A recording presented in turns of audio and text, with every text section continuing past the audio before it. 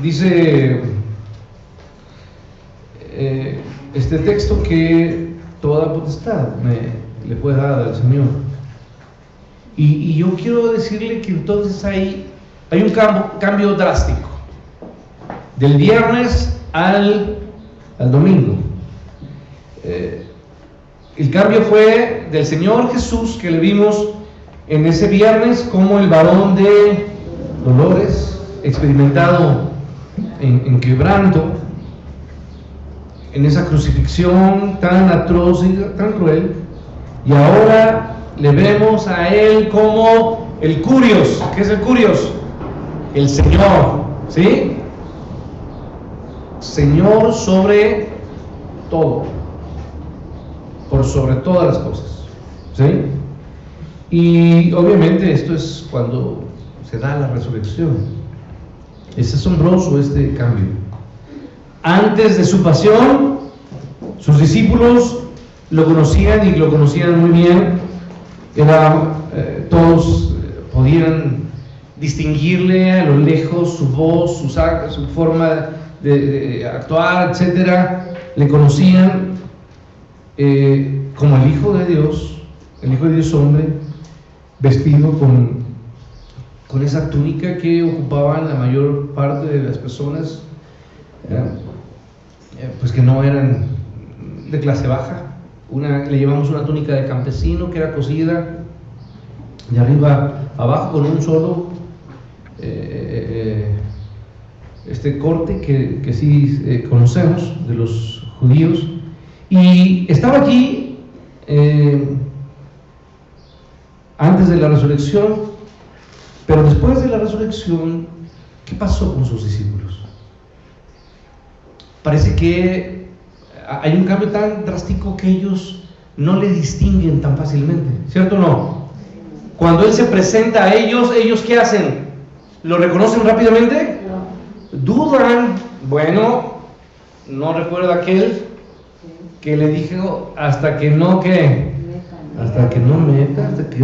Tomás. ¿Se acuerda usted de Tomás? Fíjense que no dudaron, pasó con ellos, y aquellos que caminaron junto con Él por un largo tiempo, ¿se dieron cuenta que era el Señor Jesús? No se dieron cuenta. Entonces, fueron incapaces de reconocerlo en diversas ocasiones, y se nos dice al menos que apareció varias veces, inclusive estuvo con ellos en una asamblea y no le conocieron. Era la misma persona, pero sus discípulos no le creían. El texto que se ocupa en la escritura fue y no le creyeron. ¿No? Sabemos de esto. Aquellas manos que habían sido laceradas por los clavos, ellos simplemente dudaron, y todo parecería que la gloria que había sido desprendida o puesta sobre Él, pues simplemente esa gloria había sido velada antes. Usted lo sabe, ¿no? Jesús veló su gloria, y cuando digo velar, fue escondida, ¿cierto? Escondida en este cuerpo de hombre, de hombre, y fue así. Solamente hubo un momento donde al menos 3 de sus discípulos pudieron verle en su esplendor. ¿Lo recuerda usted? En el monte de la Transfiguración, donde le vieron. Y Pedro específicamente quedó sorprendido y quería ir como que dijo: yo ya me voy a quedar aquí, ¿no? Y dijo: vamos a tender unas camitas para estar aquí un rato, ¿no? Había tanto asombro porque era un Dios. Era Jesús resplandeciente en su gloria en la transfiguración, y ahora en la resurrección también se ve distinto. Antes de su muerte se desenvolvía ante el público en general, se ponía en medio de los escribas, de los fariseos, comía, dice la escritura que comía ¿con quién? Con publicanos, ¿se acuerda usted? Con prostitutas, ¿cierto o no? Se sentaba con ellos y convivía y estaba allí con ellos, con los enfermos, con los leprosos. Él se acercaba, era un Dios y siempre ha sido un Dios cercano a los necesitados, ¿o no? Sí. pues así me encontró a mí. Y entonces él predicaba y se ponía en medio y estaba con pecadores y predicaba las buenas nuevas, pero en ese momento se apareció únicamente a sus discípulos, algunas veces a uno, en otros momentos a dos de ellos. En una ocasión dice la Escritura que después de la resurrección se apareció a más de ¿cuántos? De 500, ¿sí? Pero siempre se aparecía a sus discípulos y únicamente a ellos. Antes de su muerte les predicaba con muchas parábolas que podían ser claras a los que entendían, pero que eran muy complejas a los que no podían comprender estas cosas de carácter espiritual, eran oscuras y misteriosas para inclusive a sus propios seguidores. ¿No se acuerdan que ellos como que de repente frente a la gente decían, él decía, ¿entendieron? Y ellos decían, sí entendimos, pero ya cuando iba a los secretos decían, oye, no, ya dinos qué es, porque no lo entendimos, explícanos, ¿no? Bueno, esto lo sabemos que pasó, y recuerde que él era esta oportunidad de conocer de Dios. ¿Quién puede conocer de Dios? Él tiene misericordia de quien Él quiere tener misericordia. Bueno, no voy a hablar de esto porque siempre es un poco complejo, pero esto es así. Dice que a algunos les oscureció el entendimiento, ¿no? Y no pudieron entender. Esto fue una manera como de juicio, porque dice, para que viendo no puedan ver, y para que oyendo no puedan ¿qué? Entender, ¿sí? No pudieron percibir. No obstante, podemos decir que con igual verdad, que antes de su muerte nuestro Señor adaptaba su enseñanza y la ponía al nivel de la comprensión de todos, ¿no? De las mentes más sencillas, o por lo de llamarles sin estudios, incultas, ¿sí? De manera que muchas de las verdades más profundas eran tratadas ligeramente porque ellos eran incapaces de entenderlas.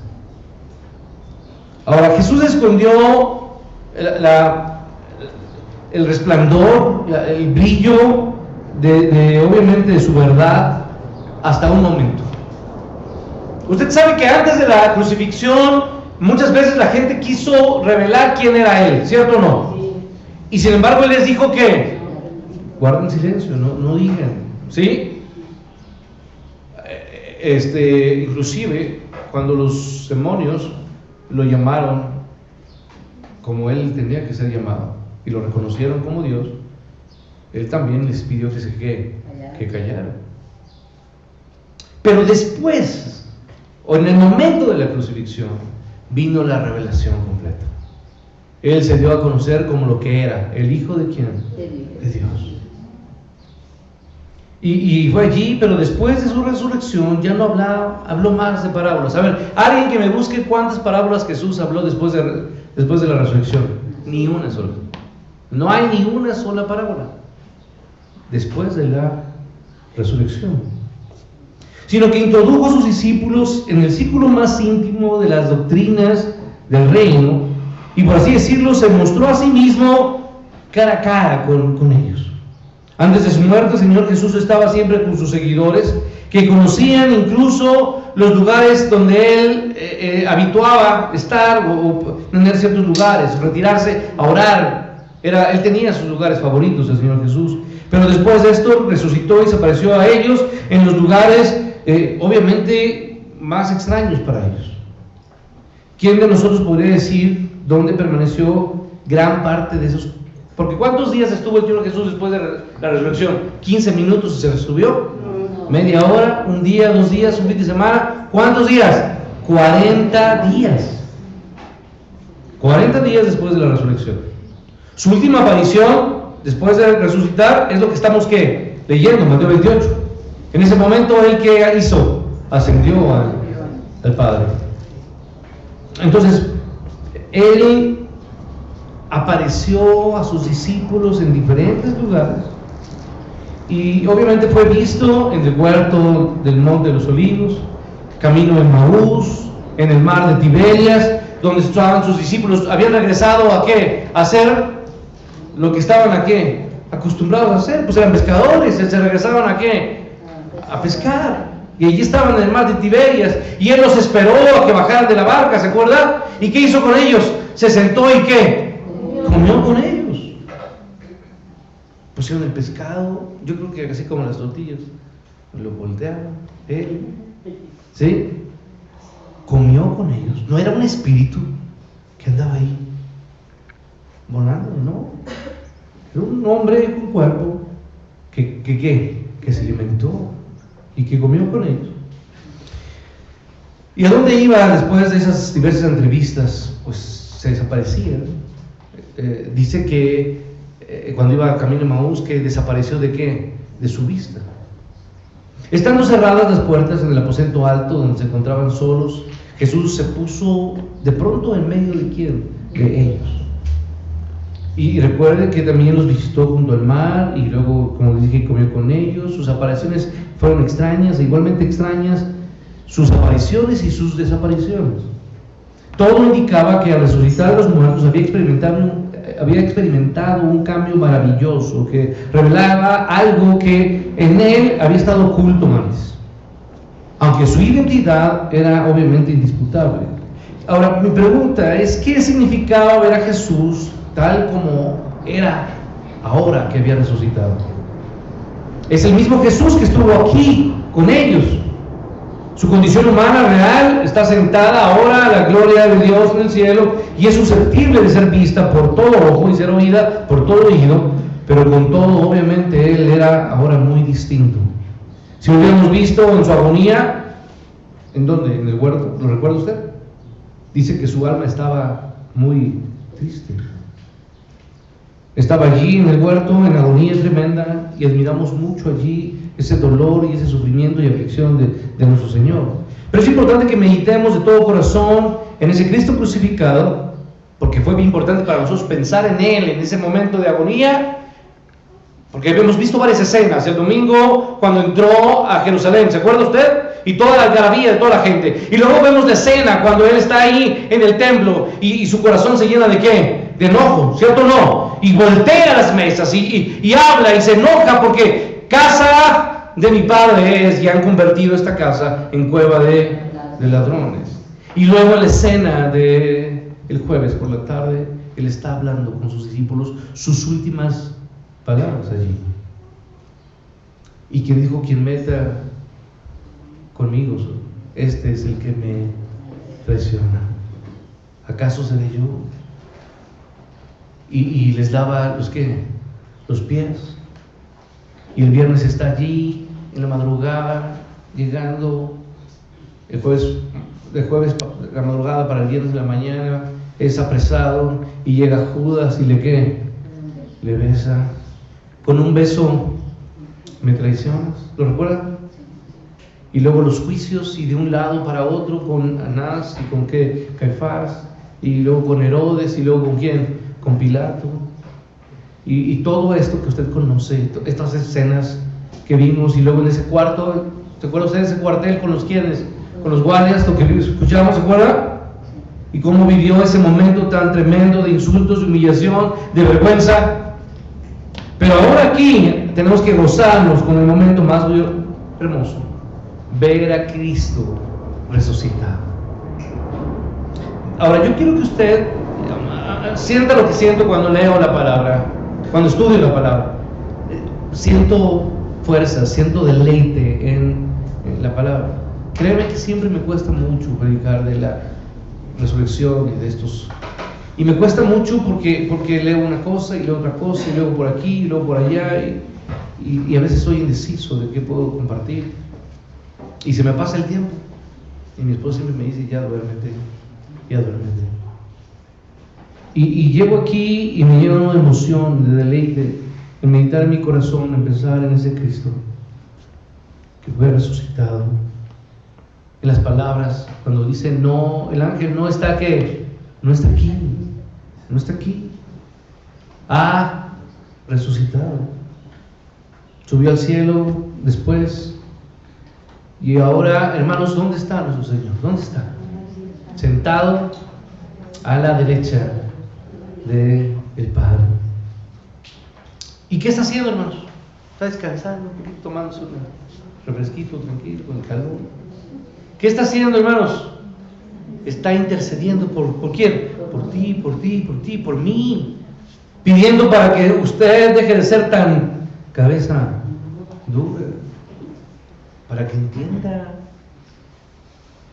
Ya pasó mucho tiempo y es tiempo de que entiendas, ¿no? Él está intercediendo por nosotros. Por lo que usted no ora, Él está ¿qué? Orando. Él está orando, está pidiendo para que usted entregue su vida al Señor. Ahora yo quiero que veamos al Salvador cómo viaja. Este es un viaje impresionante. Viajó del sepulcro, porque ese sepulcro donde murió el Señor Jesús era de Él. Ahora se paga, ¿no? Y ahí están llamando. Calloso, pues, no sé, quiere pagar usted el servicio, ¿no? Y usted paga los servicios, ¿no? Y ahí están hablando. Y usted dice, bueno, ¿cree que me voy a morir o qué? ¿Me está hablando tan seguido este Señor? Algo le han de haber dicho. Que hay que pagar. ¿De dónde era el sepulcro? ¿Jesús lo apartó para él? No era de él. ¿Era de quién? De José, de Arimatea. Pero de allí, de ese sepulcro, hay un viaje hermoso que realizó el Señor Jesús. Este viaje fue desde el sepulcro hasta la diestra del Padre. Y nosotros tenemos que contemplar esta mañana el amanecer de la esperanza en su muerte, porque hay amanecer en su muerte, más bien hay esperanza en su muerte, porque a través de su muerte fuimos ¿qué? Perdonados. Pero también hay esperanza en su resurrección, porque a través de su resurrección usted y yo seremos ¿qué? Resucitados. ¿Sí? Entonces mi tarea hoy es mostrarle con ayuda del Espíritu Santo por lo menos algo muy claro. En la resurrección del Señor hay un poder maravilloso. En la resurrección hay poder inigualable. Y como dice el himnólogo, sin igual que poder. Solamente una frase que hoy quiero hablar. Todo poder me es dado. Toda potestad me es dada. Recuerden que hablé el jueves y el viernes estuvimos aquí. ¿Y a dónde fuimos el jueves? Al Getsemaní, ¿se acuerdan? Y el viernes ¿a dónde fuimos? Al cuartel, ¿sí? Y usted estuvo aquí escuchando con atención. Bueno, eso quiero creer. Y estuvo aquí, escuchamos parte de este espectáculo de dolor, de crueldad. ¿Y qué contraste hay en esto? Ahora, vivimos obviamente, o vimos mejor dicho, la debilidad de Cristo, ¿sí o no?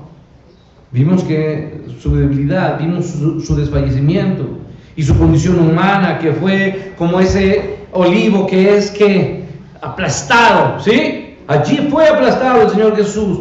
Pero ahora aquí, en la resurrección, vemos su debilidad, su incapacidad, su vergüenza, su humillación. No, ahora vemos que su poder, inmenso poder allí. Le vimos allí en el viernes ceñido con una corona de espinas, con obviamente impotencia total. Pero ahora lo vemos ceñido ¿de qué, hermanos? De poder, de omnipotencia completamente. Y si bien estaba todavía en la tierra cuando dijo estas palabras, vemos allí que él había recibido el privilegio, el honor, la gloria, la plenitud, el poder que lo colocaban por encima de todo hombre, en toda la humanidad y en toda la existencia. No hay un hombre como ¿quién? Como Cristo. No hay un hombre como él. Ya no era más el siervo sufriente. Era ahora un soberano, Señor y Rey y Señor sobre todo. Ya no era una víctima atada, presa de hombres que pudieron hacer con su cuerpo lo que quisieron. No, ya no era más, sino que ahora era un poderoso vencedor. Ya no era más ese siervo, sino ahora era un rey. Rey del cielo y rey ¿de dónde? De la tierra. Sin embargo, él no había recibido tal poder si no hubiese experimentado tal debilidad. No se habría dado todo el poder, o sea, toda potestad, si no hubiese suprimido todo consuelo. Porque se le reprimió, se le limitó el consuelo. ¿Acaso Dios lo consoló? No. Él tuvo que gritar: Dios mío, ¿por qué me has que desamparado? Entonces el consuelo, la misericordia, le fue que quitada. No hubo misericordia para él, no hubo consuelo ni fortaleza, no hubo un ángel que estuviera ahí en la cruz para fortalecerlo, ¿sí? No hay nadie, todos le dejaron. ¿Cómo poder explicar esto? Él obviamente estaba allí y había recibido todo el poder, pero él se humilló, y se humilló, ¿sabe qué? Para conquistar. Amén. Ahora, el camino a su trono fue un descenso. A ver, fíjese, ¿eh? El camino a su trono fue un ¿qué? Descenso. Salomón, para llegar a su trono, tenía que subir escalones de, obviamente, piedras preciosas. Pero nuestro Señor descendió para poder ¿qué? Ascender. Y bajó a las terribles profundidades de una agonía indecible para recibir todo poder del cielo y de la tierra como nuestro Redentor. Y yo quiero que piensen solamente en esas palabras: toda potestad, todo poder. Solo quiero robar unos minutos más. Jesucristo recibió de su Padre, como consecuencia de su muerte, todo el poder. Es solo otra manera de decir que Él posee omnipotencia. Porque ¿qué significa omnipotencia? Todo poder, todopoderoso. Es lo mismo. Entonces, ¿cómo poder explicar o entender el significado de toda potestad? ¿Qué significa? Porque ustedes, que yo desde niño me había escuchado este versículo. Cuando era párvulo me enseñaron que la palabra de Dios dice: toda potestad me es dada. Pero ¿qué significa? Quiero que usted entienda qué significó o qué significa que a Él se le haya dado toda potestad. Bueno, cuando hablo de esto estoy hablando de que no podríamos comprenderlo. Esa es la realidad. Cuando llego siempre a explicar algo de Dios, siempre concluyo que no podemos entenderlo. ¿Cierto o no? No podemos. ¿Quién podrá entender la mente de Cristo? ¿Quién? ¿Acaso usted tiene capacidad para comprender lo que Él es? Su amor, su fuerza, su poder, su belleza, su perfección, su grandeza, su misericordia, su gracia. ¿Podremos comprenderlo, hermanos? Podemos ver algo de lo mucho que Él nos da, pero nunca podremos comprenderlo. Entonces no podemos comprender todo esto de la potestad de Dios, porque comienzo a hablar de toda potestad. La autoexistencia, que por cierto yo le invitaría a los comerciales, pero el próximo domingo, ¿verdad? Bueno, este domingo el que sigue, usted sabe que vamos a ver, vemos atributos de Dios, ¿cierto o no? Y este atributo es algo que muchos de nosotros muchas veces no hemos conocido, o no hemos no todos saben acerca de este atributo, ¿sí? La aceidad de Dios. ¿Qué es la aceidad de Dios? ¿Qué significa la aceidad de Dios? Que Él es autoexistente. Él no necesita nada. ¿Para qué? Para existir. Entonces, Él es autoexistente, Él es el poder de creación, Él tiene poder de creación, Él tiene poder para no solamente crear, sino para sustentar lo creado. Él tiene poder para dar vida, ¿y para qué? Para quitarla. Él tiene poder para hacer vivir, tiene poder para perdonar y para condenar. Él tiene poder para dar, ¿y para qué? Para quitar. Él tiene poder para prometer, pero tiene también poder para qué? Para cumplir lo que promete. porque Dios no es hombre para que mienta, ¿cierto o no? ¿Sí? Entonces, Él, en una palabra, tiene el poder de ser, escuche bien, cabeza sobre todo, cabeza sobre todas las cosas, como lo dice Pablo en Efesios capítulo 1, verso 22, cabeza sobre todas las cosas. Los filósofos les llaman, Él es el principio de todas las causas. Pero aquí le llamamos, Él es Dios, todopoderoso. Ahora, todo eso le fue dado a nuestro Señor. Ahora, si quisiéramos explicar qué es lo que significa toda potestad, también esto equivaldría a intentar a describir lo infinito. A ver, inténteme describir lo infinito. A ver, pues infinito, cuando uno chico, ¿verdad? Me decían, yo te quiero como el mar de mi tío Chuy, ¿no? Porque el tío Chuy vivía en el mar. ¿Y cómo es el mar? Pues inmenso, ¿no?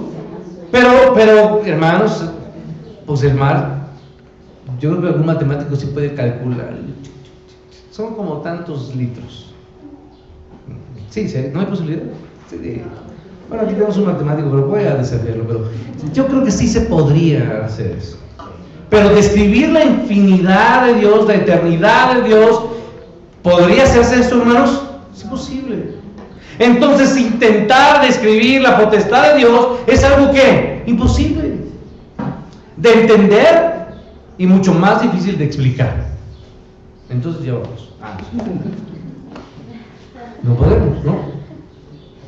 Entonces, aquí obviamente nos queda claro que esa potestad es impresionante, incomprensible para todos nosotros. No podemos comprenderlo, está fuera de nuestro alcance, de nuestro conocimiento. El poder, repito, de todo esto, lo que he dicho, equivaldría a no poder escribir algo imposible para nosotros.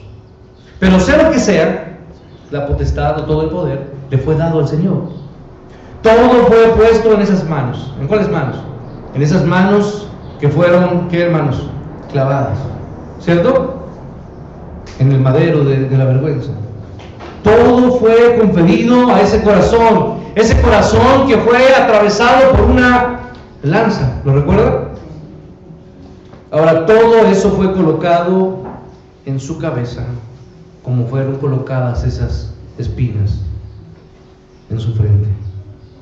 Ahora, toda potestad, explicamos. Bueno, intenté explicar. Pero voy a decir, ¿en dónde?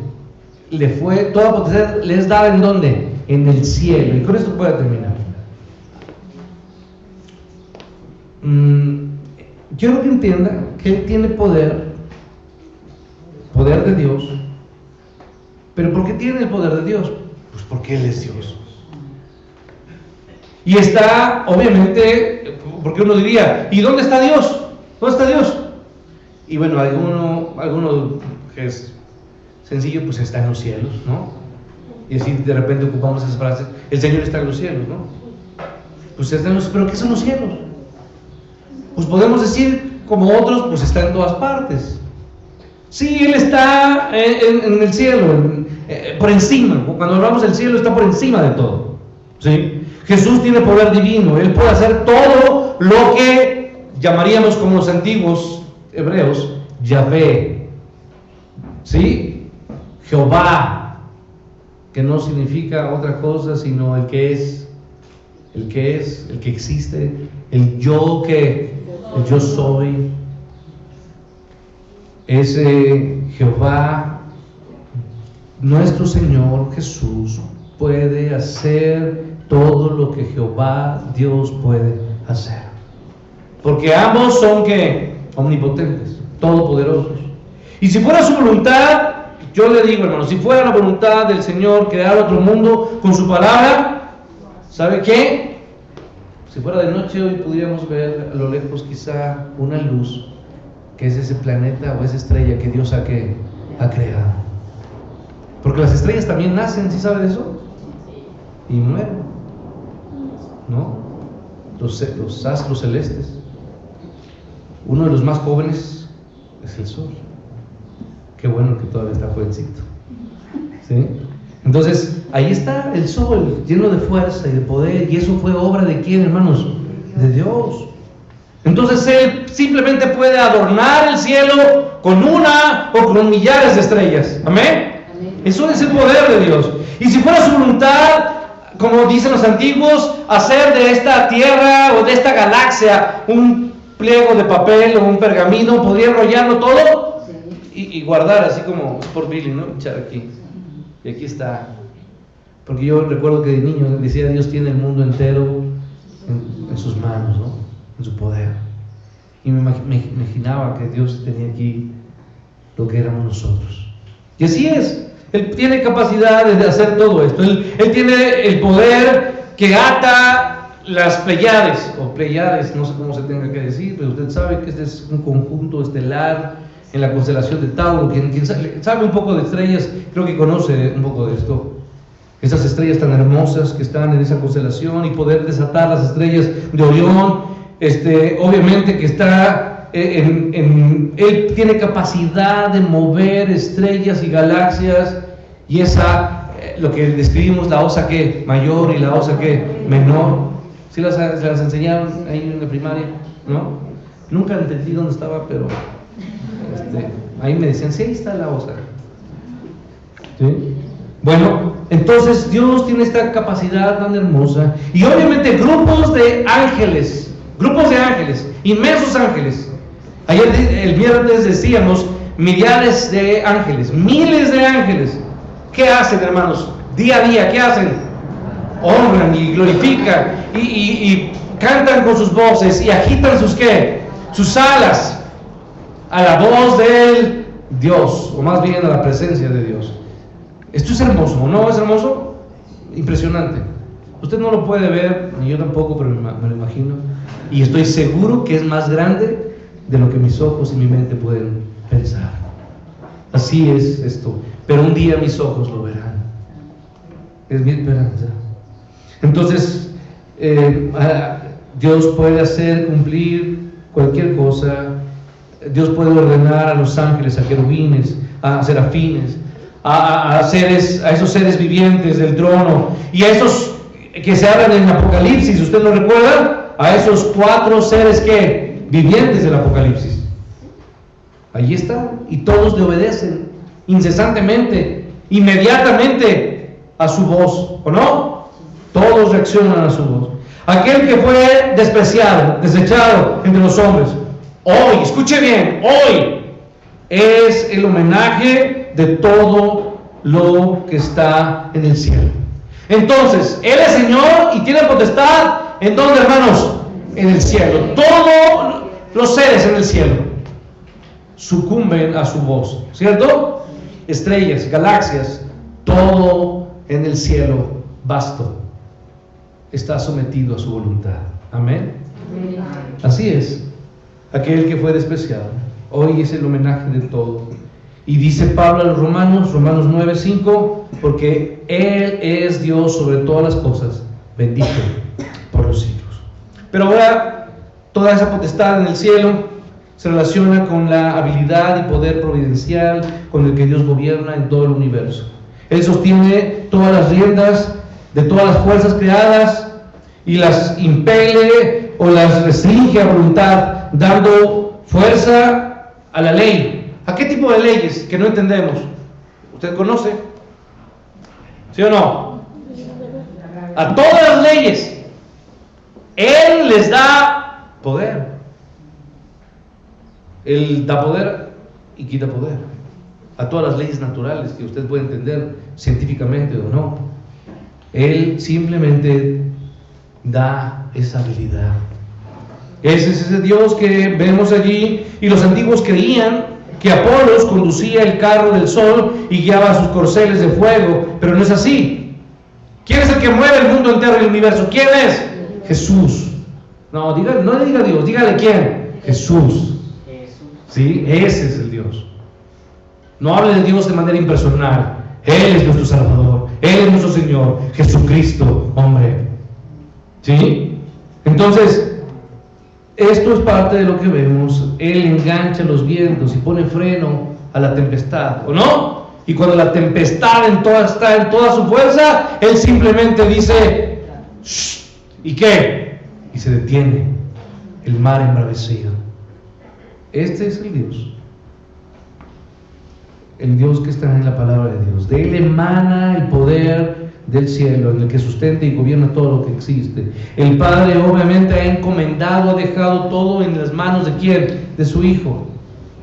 Y por medio de Él todas las cosas, dije, fueron creadas y en Él subsisten. Amén. Amén. Ahora, toda potestad también incluye, y este es un punto práctico para nosotros, todo el poder del Espíritu Santo. Él es quien convence. Cuando digo del Espíritu Santo, hermanos, ¿a qué poder me estoy refiriendo? ¿Qué es lo más difícil? Porque para Dios es capaz de mover cualquier cosa. Pero ¿qué tan difícil es usted? ¿Qué tan difícil es usted? Y bueno, si estuviera hay alguien que le conoce, dice, no, este es bien difícil. Es durísimo. Has de ser terco como tú solo. ¿Somos difíciles o no, hermanos, como personas? ¿Sí somos difíciles o no? Difíciles de soportar. ¿Cuánto tiempo? Y la gente nos tolera, ¿verdad? Bueno, porque pues nadie es monedita, pastor, para caerle bien a todo. Pues sí, pero usted no tiene ni la redondo de moneda, más que las mejillas, yo creo. ¿Sí? Porque somos difíciles. Seamos honestos, hermanos. ¿Somos difíciles como personas, sí o no? Somos difíciles. Y Dios tiene paciencia con nosotros. Inmensa paciencia. A pesar de nuestros grandes errores y tantas fallas, Él nos ama. Hermanos, entonces, Él tiene una habilidad providencial de convencer a los hombres. El Espíritu Santo, cuando hablo, hoy quiero terminar con hablar del poder del Espíritu Santo. El Espíritu Santo tiene una habilidad especial. Convence al hombre de justicia, de pecado, de justicia y de ¿qué? Y de juicio. Eso tiene el poder del Espíritu Santo. Entonces, y obviamente, ¿qué hace el Espíritu Santo? ¿A dónde los lleva? Él los lleva y se los lleva a pasear allá. No. ¿A dónde los lleva el Espíritu Santo? ¿A dónde? A donde tiene que ir todo hombre. ¿A quién? A los pies de Cristo. El Espíritu Santo solamente los lleva como así, tiene que llevarte a muchos así, tienes que estar, y los lleva a Cristo. Amén. Por esas jaladas de orejas y esas jaladas de ¿cómo se llama? Patillas. ¿Cuántas veces es necesario que Dios nos lleve? Bendito Espíritu Santo que nos lleva a los pies de Cristo. Amén. Entonces así fue, y Él es el Espíritu, Él más bien tiene el poder, el Espíritu Santo tiene el poder de que, ¿quién es el que realiza la regeneración? ¿Quién? El Espíritu Santo. El que nos lleva a nueva vida es el Espíritu Santo. Y aquí somos nuevas ¿qué? Criaturas. Creados, ¿no? Nuevas criaturas. Entonces Él nos da un nuevo corazón. ¿Quién cambia el corazón, hermanos? ¿Quién inicia la regeneración? El Espíritu Santo. Nos da un nuevo corazón y hace que este corazón difícil, de piedra, lo haga un corazón de ¿qué, hermanos? De carne, sensible a su voz, a escucharle, a entenderle, porque hemos sido duros, nos hemos alejado de Dios, no queremos leer la Biblia. Estamos buenos para desvelarnos, para hacer y ver lo que queramos, pero para leer la Biblia, no, ese lo ocupo para dormirme. Siempre que no puedo dormir, lo escucho a usted y me duermo bien rápido. ¿Sí? Entonces, esta es la manera, el poder del Espíritu Santo que hace. Él es el que planta el Espíritu Santo en nuestros corazones, ¿no? Él es el que pone la semilla. Y no solamente pone la semilla. ¿Quién hace que crezca? ¿Quién hace que crezca? ¿Quién da el crecimiento? El Espíritu Santo. Contesten bien, el Espíritu Santo. ¿Sí? Es el Espíritu Santo el que hace que crezca. ¿Y quién es el que nos llena de los dones? ¿Quién? El Espíritu Santo. Entonces es el Espíritu Santo el que hace que crezca, que ponga la semilla, que crezca, que dé fruto. El poder del Espíritu Santo es el que sale entre los hijos de los hombres conforme a la voluntad de nuestro Señor. Y así como dice la Escritura, como el buen óleo que es desbordado en las barbas ¿de quién? De Aarón, hace que descienda el Espíritu Santo y se regocije y rebose. Rebosar, ¿qué es? Que se caiga, que escurra, porque está que lleno. Yo así quiero que ustedes estén así, y que este domingo terminen llenos y vastos de qué, hermanos, del Espíritu Santo. Llénanos, Señor. Quiero que me llenes, lléname de ti. Quiero que mi corazón rebose, como de niño yo venía y cantaba, y haz rebosar mi corazón, Señor, de tu gozo, de tu alegría, de saber que te tengo a ti y que tú eres mi única esperanza, de que tú eres ese Cristo que fue crucificado por mí, muerto por mis pecados, pero que fue levantado con poder. Y ahora ese mismo poder me da ¿a quién? A mí. Porque el Espíritu Santo, ¿quién lo tiene, hermanos? Nosotros. Y si tenemos el Espíritu Santo, podemos entonces tener ese mismo que, hermanos, poder del Espíritu. Entonces, hermano, yo no puedo irme sin decirle que Él, el Señor Jesús, da el Espíritu Santo a cada uno de nosotros. Y de acuerdo a su voluntad, el Espíritu Santo va a la iglesia. ¿Sí o no? Va a la iglesia y se hace presente en la iglesia.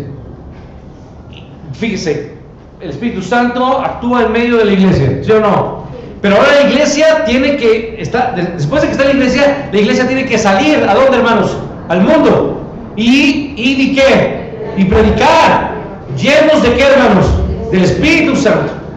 Y todos tienen que enseñar todo lo que Él nos ha enseñado. Ir y anunciar, ir y predicar el Evangelio con el mismo poder del Espíritu Santo. Él entonces es el que va a la iglesia va al mundo para hacer cumplir los propósitos de la obra de redención y salvación. Es por eso entonces que no es posible que la iglesia, hermanos, falle. Yo le diría, ¿es posible que la iglesia falle? ¿O debería fallar la iglesia, hermanos? Y mi respuesta es no debería, porque la iglesia debe de tener el poder de ¿quién, hermanos? El Espíritu Santo. Y la iglesia debe de usar los dones del Espíritu Santo y el poder del Espíritu Santo. Entonces, hermanos, todo el poder de la Trinidad, del Padre, del Hijo y del Espíritu Santo. Y cuando bautizamos a cualquier hermano, lo bautizamos en el nombre de ¿quién? Del Padre, del Hijo y del Espíritu Santo. Y el poder tiene que reposar y obrar ¿en dónde, hermanos? En nosotros. Entonces, quien es exaltado muy por encima de todo principado y autoridad, poder y señorío, y sobre todo nombre que se nombra, dice Efesios 1, no solamente en este siglo, sino también en el venidero. Esto es Cristo. Ahora, termino con la potestad de la tierra. Esto es más de lo que yo puedo, o se puede decir de un ser humano. Ningún ser humano puede reclamar todo el poder en el cielo. Pero si un hombre iluso quisiera tener todo el poder en la tierra, quisiera intentarlo y soñara tan solo, porque ¿cuántos hombres en esta tierra han querido gobernar a todo el mundo? ¿Cuántos hombres? Muchos. Y quieren hacerlo, ¿sí o no? Y sueñan con hacerlo. Muchos han querido gobernar el mundo, pero nunca ha habido un hombre que pueda hacerlo. Y aunque los hombres pudieran gobernar, vamos a suponer, vamos a dar, como se dice, el beneficio de la duda, que un hombre pudiera gobernar todos sus semejantes, no tendría todo el poder de la tierra. Pues hay en la tierra otras fuerzas que los hombres no pueden, ¿qué, hermanos? Controlar, ¿cierto o no? El hombre más rico del mundo, ¿puede controlar su enfermedad? ¿Puede hacerlo? No. ¿Tiene capacidad de vencer su enfermedad, sea cáncer, sea sida, aunque sea una gripe? ¿Tiene capacidad de vencer la enfermedad? No puede. ¿O cómo hace para calmar un huracán en un mar y un tornado? ¿Cómo? ¿Tiene capacidad para hacerlo, hermanos? Puede intentar hacer algo y construir algo. Pero hay fuerzas en la tierra que son más poderosas que cualquier poder de simples mortales. ¿O no, hermanos? Sí.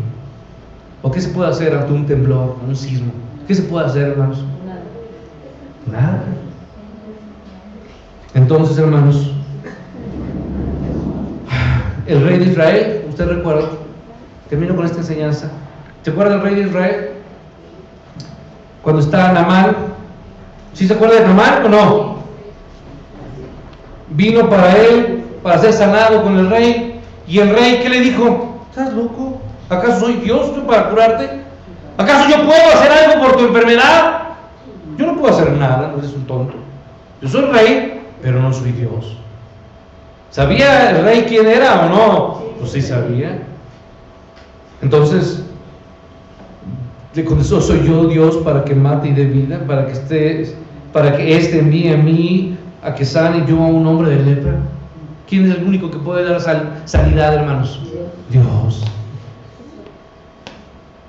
Entonces él no tenía ese poder. Y como le dije hace rato, ¿quién es el que tiene poder sobre los vientos, sobre las olas, sobre la naturaleza? ¿Quién es él? El Señor Jesús. Y si no, nos vamos un poco más atrás. ¿Se acuerda? Faraón. ¿Qué tal? ¿Hombre poderoso? ¿Sí o no? Poderoso, poderoso. ¿Y qué tal? ¿Cómo lo vencieron? Ranas, moscas, ¿sí o no? Plagas, langostas, cosas débiles, ¿sí o no? Aparentemente débiles. Pero hermanos, ese es el poder de Dios, porque el poder de Dios se perfecciona en nuestra debilidad. Las cosas débiles vencen a las cosas poderosas cuando son tomadas por Dios. Es por eso que aquí estamos, no muchos fuertes, sino los débiles. Los débiles, las moscas, estamos aquí. Y no estoy ofendiendo a nadie. Unos sí tenemos cara de rana, pero sí, estamos medio feitos. Pero hermanos, Dios puede hacer cosas milagrosas con ranas, con moscas. ¿Sí o no, hermanos? Sí.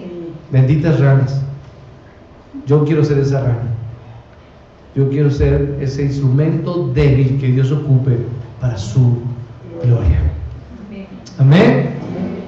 Entonces, hermanos, nos podemos dar cuenta de que Dios hizo con su Hijo y le dio poder sobre todas las cosas en la tierra, sin ninguna excepción, y es obedecido por todas las criaturas, grandes, pequeñas, débiles, porque el Señor puso todo bajo sus pies. Y hermanos, hoy Dios también tiene poder sobre hombres buenos y sobre hombres malos. ¿Sí o no, hermanos? Llama a quien Él quiere a que vengan a Él y tengan comunión con Él. Habiéndolo llamado, Él es capaz de santificarlo a un grado máximo de santidad y obrar en Él un poder hermoso y maravilloso. Nuestro Señor Jesús puede influir de tal manera en los hombres por medio del Espíritu Santo, y puede hacer entonces, hermanos, que nosotros, que éramos indiferentes, que caminábamos como buscando cosas en este mundo, como buscando la miseria del amor de personas, de gentes, cosas que este mundo ofrece que son vacías y son vanas totalmente. Escuche bien y termino con eso. Dios, escuche bien, puede hacer que nuestras mentes y nuestras vidas tan sin sabor puedan ser tomadas y llevadas a cosas maravillosas.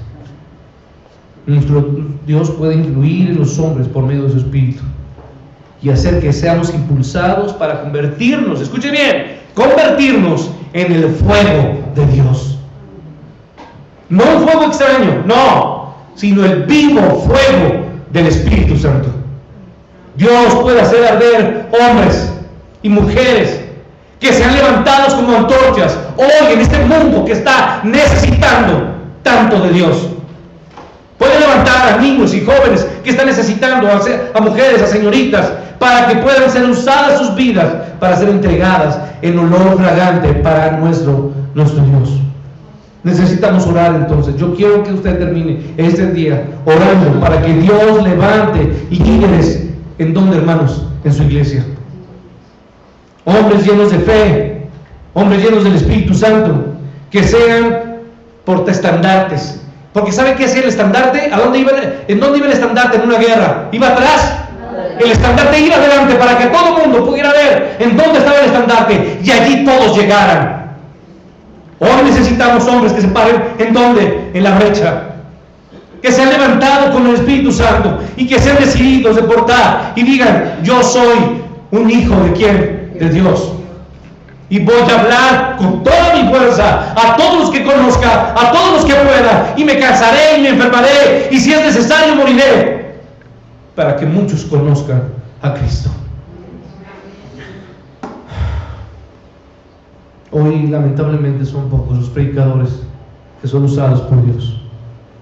Son pocos los hombres que predican con poder. Recuerden lo que Juan dijo: no tendréis muchos padres. ¿Cuántos padres quedan? Como diríamos antes en la escuela, ¿cuántas vacas que grandes, gordas quedan? Se están acabando, ¿no, hermanos? Se acabaron los Felicianos, se acabaron los Rolandos, se acabaron grandes hombres de Dios, los Treviño, que quizá ustedes no conocieron. Grandes hombres de Dios. Hermanos, son de gran valor, hombres y mujeres que se conviertan en columnas y en baluartes de qué, hermanos, de la verdad. ¿Cuán escasos son los hombres que cuentan con madera, como se dice, madera de apóstoles, de siervos, de enviados de Dios? Hoy necesitamos orar para que Dios levante luteros, ¿no? Juan Calvino, Bunyan, Whitfield, Knox, varones capaces de cambiar épocas completas, naciones completas. Hoy es tiempo de orar para que haga de hombres, levante hombres, y estos hombres causen miedo a sociedades, porque cuando los vean, hermanos, vean el mismo resplandor en nuestro Señor. Es tiempo de orar por esos hombres. Póngase de pie y oremos a nuestro Dios.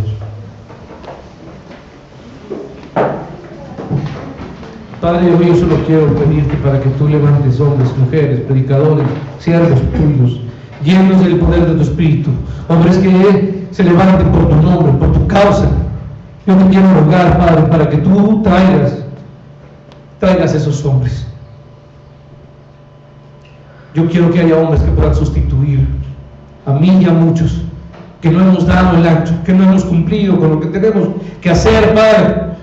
Quiero hombres que no se cansen, que no descansen, Señor, que oren mucho más de lo que hemos orado, hombres que doblen sus rodillas, hombres que se entreguen, mujeres que no dejen de coronarte, de honrarte, de glorificarte, que no se cansen de hablar, que no se cansen de dar, que se entreguen completamente a ti. Hoy yo quiero, Padre, estoy orando porque lleguen esos hombres, y quizás sean de aquí, de colonias desconocidas, de lugares que nadie conoce, pero que sean sus nombres puestos en los lugares más altos.